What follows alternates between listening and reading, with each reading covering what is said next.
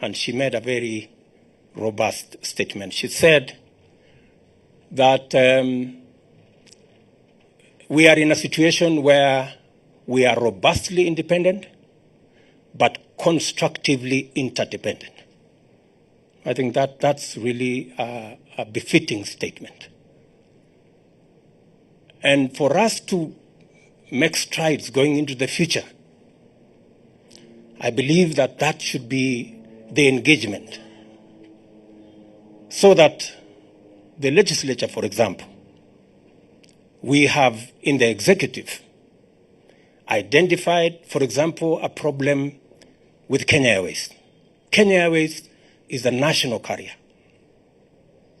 Kenya Airways influences our tourism sector, carries our horticulture sector, which are the primary revenue earners for our foreign exchange.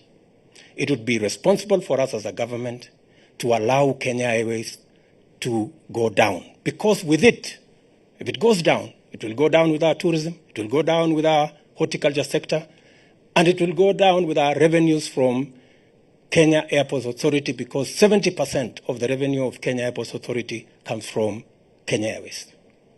So when we structure a mechanism to ensure that we have a win-win situation to salvage a very important strategic institution like Kenya Airways, our legislature come in between and make the whole situation toxic and tell us, you want to sell this institution, you want to do this. Nothing has happened. The cabinet has just approved for a transaction to be put together so that we can find a befitting mechanism that will make sure that Kenya Airways survives, continues to help us with our tourism, continues to help us with our horticulture, and ensure that this national asset is made viable. We want to request that the legislature gives us the space as the executive to structure this relationship, and we are a responsible government, that it will go through cabinet. Eventually, when a decision is made, we will take it to the National Assembly and the Senate for their approval so that we are all on board. But it is unfair, even before we start, all manner of allegations are flying around. We must be robustly independent, but constructively interdependent, in the words of the registrar.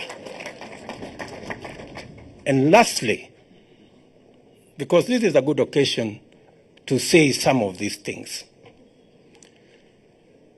we welcome what the Chief Justice has said, that there is now synergy being built around all agencies that are engaged in the fight against corruption, so that there is no blame game, so that we build synergy, so that we can use the resources of this country properly, and we can eliminate wastage, and we can stop corruption.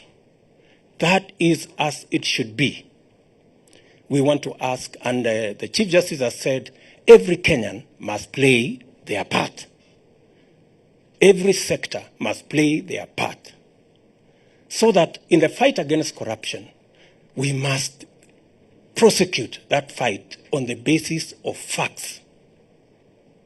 You've heard, for example, that the government has lost 21 billion in Kimwarer and I don't know, Arraigned Dam, which is a flat lie.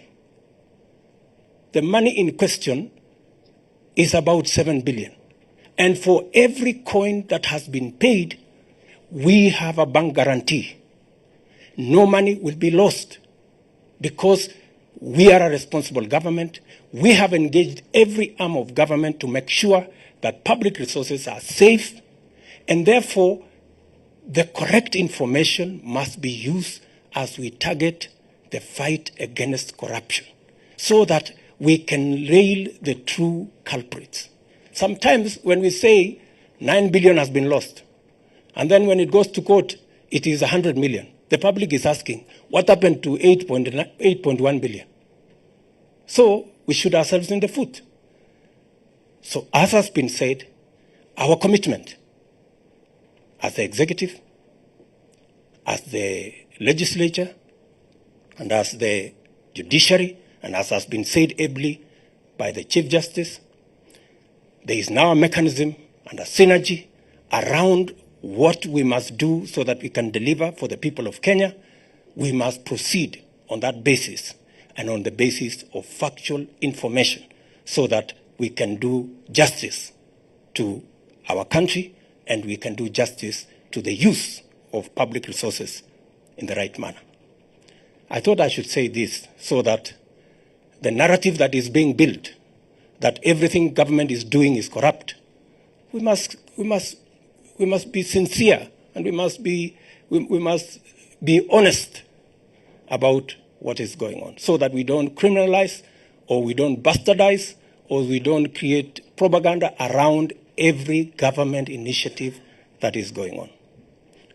Ladies and gentlemen, I have said more than I should because I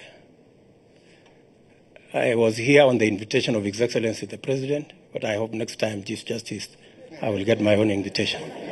Thank you very much.